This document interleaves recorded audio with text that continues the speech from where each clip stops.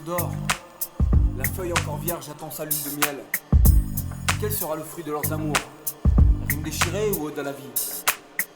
Pourtant il arrive parfois que le serpent se morde la queue. Texte stérile, texte infini, bref, à vous d'en juger. Envie de vie et d'ivresse, l'esprit libre, je me livre à cet exercice qui exorcise sur paperasse les menaces de mes démons les plus tenaces. Par le biais de ma main, l'inspiration n'en fait qu'à sa guise.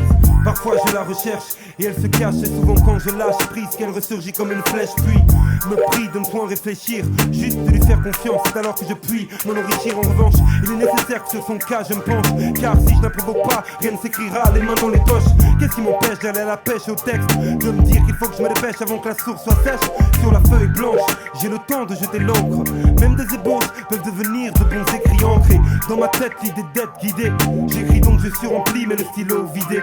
J'ai cru, j'ai vu, j'écris, je vis, j'ai cru, j'ai vu, j'écris, je vis.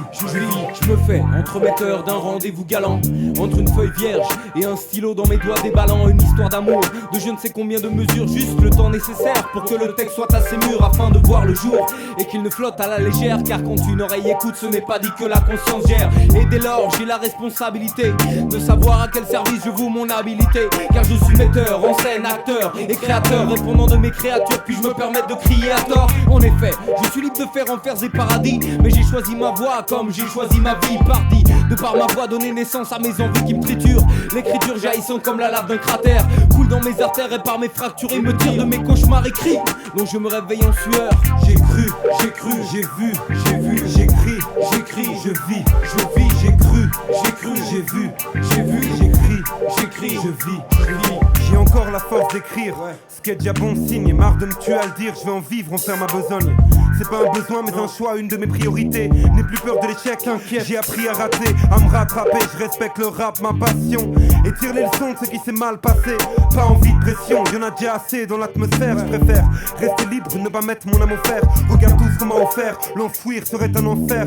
Mais tant qu'il y a la foi, il n'y a pas de quoi s'en faire. Histoire sans fin ni début, éternel débat du fond de la forme, du sens et du débit. J'écris donc je suis ma voix, chante donc sans ma voix. Tout ça m'envoie dans un univers qui m'émerveille, m'éveille petit à petit, un peu plus chaque matin. Merci pour aujourd'hui, au plus grand des écrivains. J'ai cru, j'ai vu, j'écris, je vis, j'ai cru, j'ai vu, j'écris, je vis, j'ai cru, j'ai vu, j'écris, je vis, j'ai cru, j'ai vu,